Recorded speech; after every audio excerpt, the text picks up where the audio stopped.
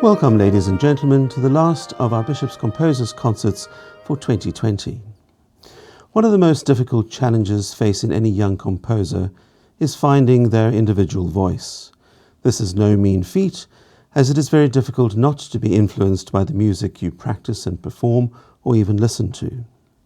I feel, however, at this level, whether you sound like Tchaikovsky or Hans Zimmer, it is not a problem at all. The emphasis should rather be on whether, as a composer, you have managed to develop your material coherently within an understandable structure and form. Every one of the young composers that we have highlighted over the 3 concerts has done that with aplomb. Before we begin, I would like to thank our musicians once more, and in particular Stuart Scott for all his assistance. Our thanks also go to Old Diocesanes Grant McLachlan and Jeremy de Kock, and Michael Wilson Trollope for their enormous efforts in putting this all together.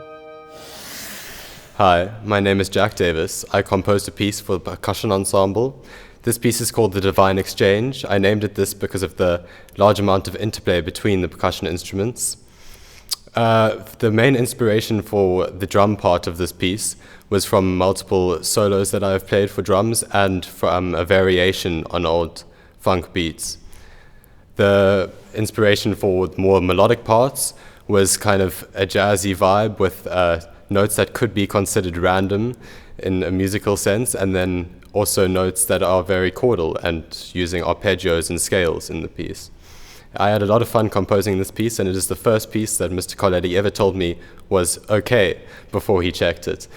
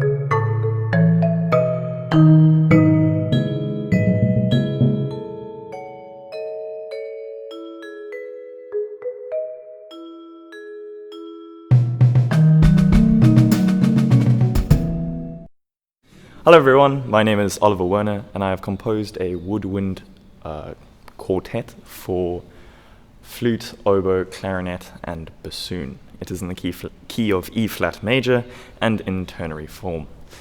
The main story behind this is of mistrust between kings and nations, with the flute, oboe and clarinet each symbolizing a different king, whilst the bassoon pretty much narrates the story. The flute plays melody, symbolizing its dominance over the other kings or countries.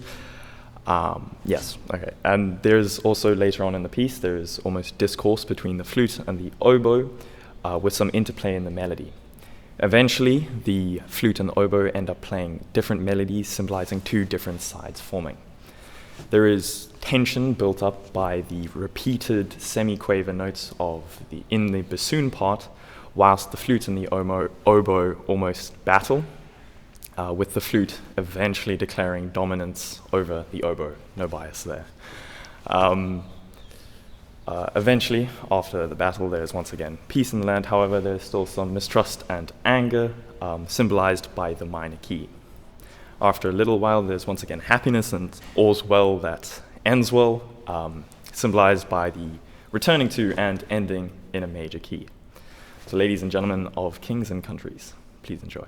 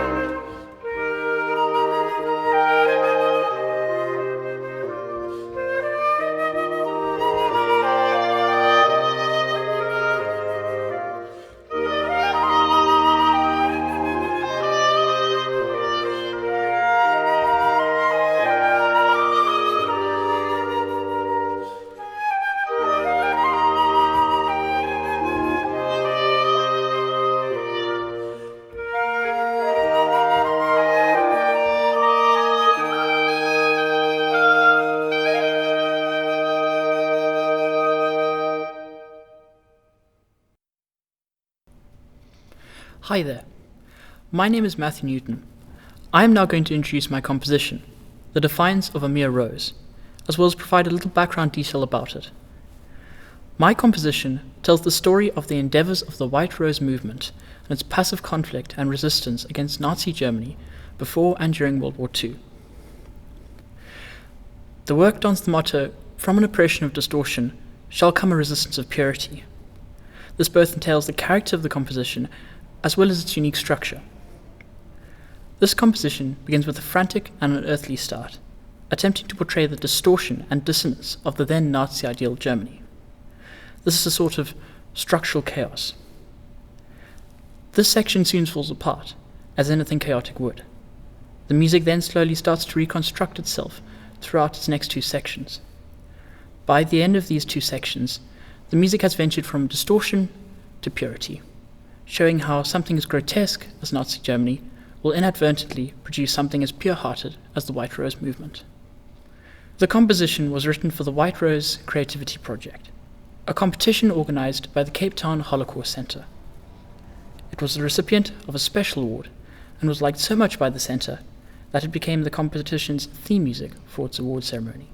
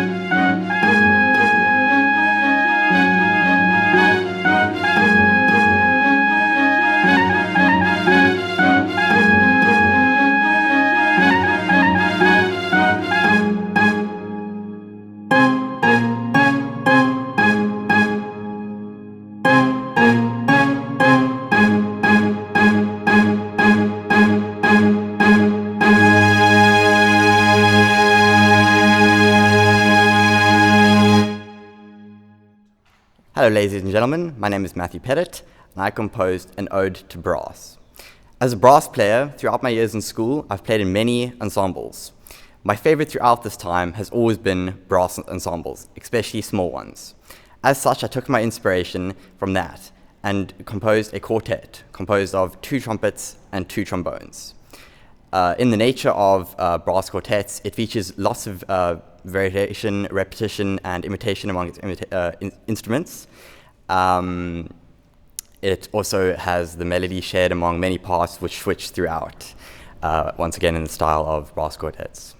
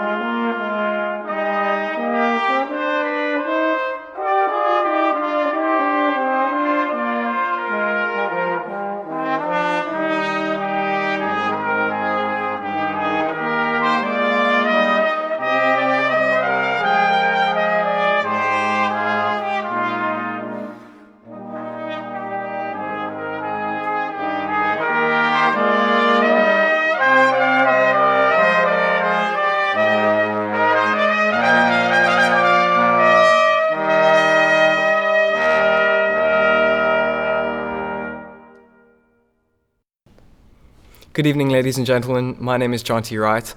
I'm also a matric music pupil, and you're about to listen to a song of mine called Epic Tale.